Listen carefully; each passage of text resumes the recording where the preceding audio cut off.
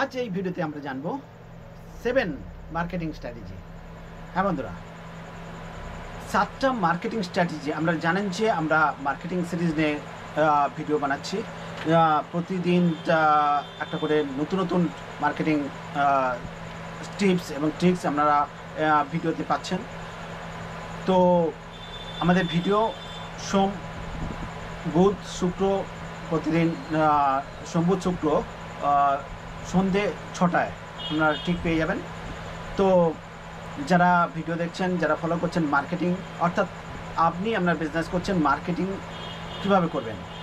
Marketing করতে অনেকে বোঝায় যে আমি মার্কেটিং করতে গেছিলাম, মার্কেটিং মানে মাল কিনতে গেছিলাম। এটা সেইটা নয়।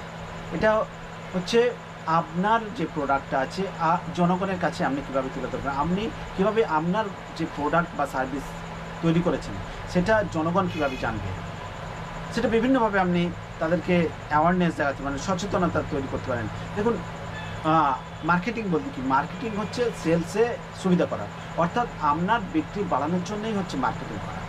তো মার্কেটিং যদি মানুষের মনে বারবার একটা জিনিস বলা যায় তাহলে তার মনে মাথাতে গেঁথে যায়। হরলিক্স বারবার বলছে, বোরোলিন, সিলেদার্স, এরকম যখন বারবার বলছে, এইরকম কোম্পানির একটা বোরোলিন বলতে আমরা কী বলছি, একটা অ্যান্টিসেপটিক ক্রিম। কোলগেট বলতে কি একটা পেস্ট, দাঁতের মাজন। আবার হরলিক্স বলতে কি একটা হেলথ ড্রিঙ্ক। সিলেদার্স মানে কি জুতো, একটা ব্র্যান্ড তৈরি হয়ে গেছে, সেটা আমাদের বারবার আমাদেরকে বলছে, আমাদের সামনে ভেসে উঠছে, আমাদেরকে দেখাচ্ছে যে এই প্রোডাক্টটা নিন, এই প্রোডাক্টটা নিন, এই প্রোডাক্টটা বিভিন্ন রকমভাবে তারা আমাদেরকে জানাচ্ছেন যে তাদের একটা প্রোডাক্ট আছে যেটা অনেকটা কোয়ালিটি, অনেকটা কম দাম বা অনেক রকম ফেসিলিটি আছে। হেলথ ড্রিঙ্ক যেটা বলছে যে আপনার গ্রো ভালো হবে, এইরকম বিভিন্ন রকমভাবে আপনাকে তারা বেনিফিটগুলো বোঝাচ্ছে। তো এইগুলো দেখে তখন আপনি কিন্তু আকৃষ্ট হবেন এবং সেখান থেকে পারচেস করবেন। সেটাই হচ্ছে আসল উদ্দেশ্য। তাহলে মার্কেটিংয়ের উদ্দেশ্য হচ্ছে সেল বাড়ানো, এবং যেটা হচ্ছে যে রিকল ভ্যালু তৈরি করে, বারবার মানুষের মধ্যে একটা হিট করে তাদের মানুষের মনে, এবং তারা কিনতে আকৃষ্ট করে। তো এইটা হচ্ছে এমন একটা স্ট্র্যাটেজি, মার্কেটিং হচ্ছে এমন একটা স্ট্র্যাটেজি যেটা ইউনিক একটা স্ট্রেংথ আছে, যেটা মানুষকে আকৃষ্ট করে, মানুষকে প্রোডাক্ট কিনতে সাহায্য করে, মানুষের তাদেরকে সেল করতে সাহায্য করে। অর্থাৎ আপনি যে প্রোডাক্ট এবং সার্ভিস তৈরি করছেন সেটা জনগণের কাছে তুলে ধরা এবং তাদেরকে আকৃষ্ট করে, তাদের ইনসিস্ট করা যে আপনি এইটা কিনুন, এই প্রোডাক্টটা কিনুন, বারবার আপনাদের মাথার মধ্যে রয়েছে।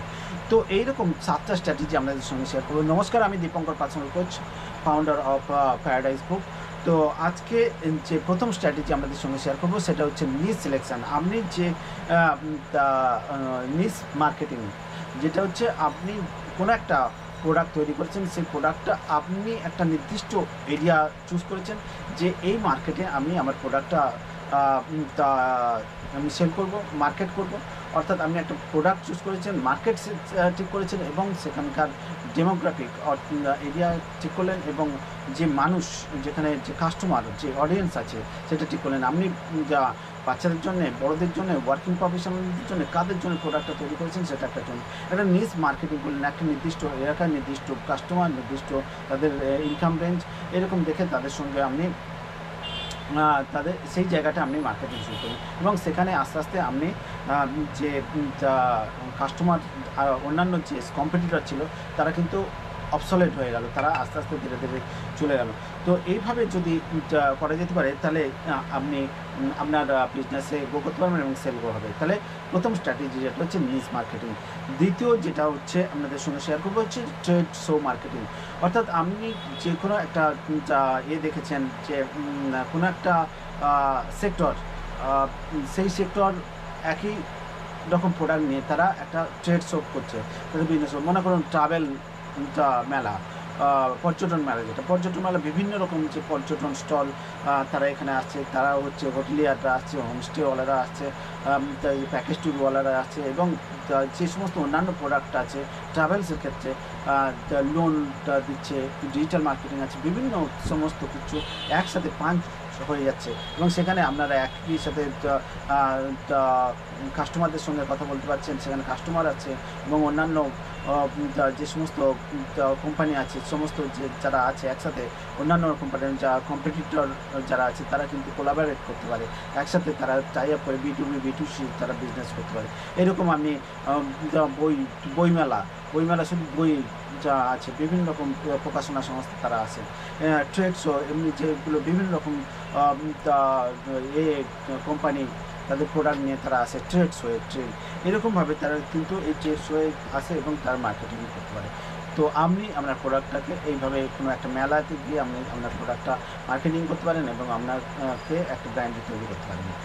তৃতীয় যেটা হচ্ছে সোশ্যাল মিডিয়া মার্কেটিং। বর্তমান যুগে হচ্ছে সোশ্যাল মিডিয়া একটা বড় মাধ্যম এবং সোশ্যাল মিডিয়া বলতে আপনারা জানেন যে ওইটি চ্যানেলটা ইনস্টাগ্রাম, ফেসবুক, ইউটিউব, টুইটার আছে, হোয়াটসঅ্যাপ আছে, এই সমস্ত যে সমস্ত চ্যানেলগুলো আছে, যে ইকোসিস্টেম, যে অ্যাপগুলো আছে, যে প্ল্যাটফর্মগুলো আছে, তাদের সঙ্গে একটা ইকোসিস্টেম তৈরি করে এবং সেখান থেকে কিন্তু মার্কেটিং হয় এবং সেখান থেকে আপনি যে প্রোডাক্টটা বা সার্ভিসটা আপনি চাইছেন জনগণের কাছে পৌঁছাতে খুব সহজে, খুব কম সময়ের মধ্যে তারা মানুষের কাছে পৌঁছে যেতে পারে।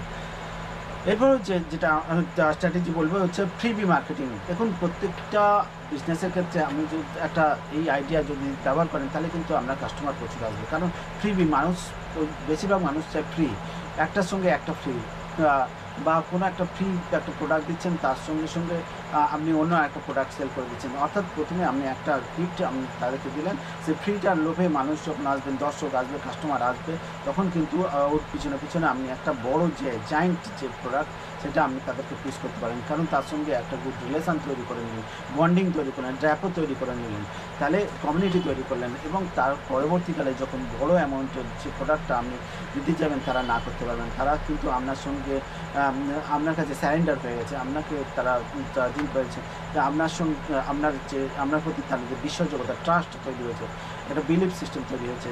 তো এইভাবে আপনি যদি ফ্রিবি দিয়ে মার্কেটিং করেন সেটা একটা মার্কেটিং স্ট্র্যাটেজি। এরপর হচ্ছে গরিলা মার্কেটিং। গরিলা মার্কেটিং হচ্ছে এমন একটা মার্কেটিং, সেটা হচ্ছে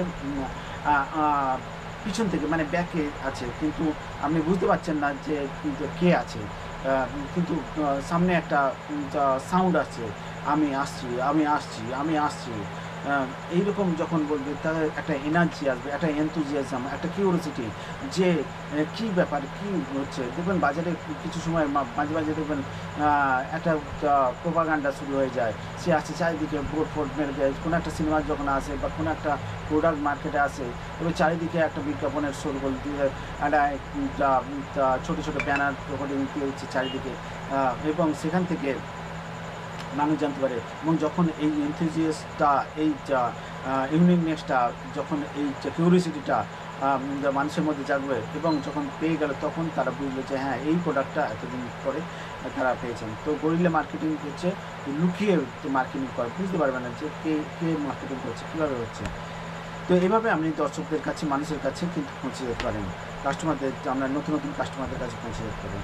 এরপর হচ্ছে ইনবাউন্ড মার্কেটিং এবং আউটবাউন্ড। ইনবাউন্ড মার্কেটিং মানে আপনার কাছে, কাস্টমারের কাছে আপনি এমন কিছু তুলে ধরবেন যেটার মাধ্যমে কাস্টমার আকৃষ্ট হয়ে চলে আসবেন। আপনি হচ্ছেন ম্যাগনেট। সেই ম্যাগনেটের মাধ্যমে যেমন অন্যান্য লৌহ জাতীয় জিনিস চলে আসে, সেরকম আপনি হচ্ছে ম্যাগনেট। আপনার দোকানে বা আপনার এতে ব্যবসায় কিন্তু প্রচুর কাস্টমার চলে আসবে, আপনি হচ্ছে ম্যাগনেট। তো আপনাকে সেরকম ইনবাউন্ড মার্কেটিং করতে হবে, যেটা সোশ্যাল মিডিয়াকে করে করতে পারেন। আপনি কোনো ব্লগ লিখলেন, ইউটিউব চ্যানেল আছে, সেখানে আপনি বিভিন্ন রকমভাবে ভ্যালু দিচ্ছেন, মানুষ তখন আকৃষ্ট হয়ে সেখান থেকে চলে আসবে। তারপরে ইমেল করতে পারেন, এসইও করতে পারেন, ফ্রি অভিনয় করে আপনি কিন্তু সেখান থেকে মানুষকে আকৃষ্ট করতে পারেন। এরপরে হচ্ছে যেটা বলবো যে আউটবাউন্ড মার্কেটিং। আউটবাউন্ড মানে আপনি টেলিফোন করলেন, কোল্ড কল করতে থাকলেন, তাদের সঙ্গে আপনি গিয়ে কথা বলতে থাকলেন, আপনি সরাসরি গিয়ে তাদের সঙ্গে দেখা করতেন, তাদের অফিসে চলে যেতে পারেন।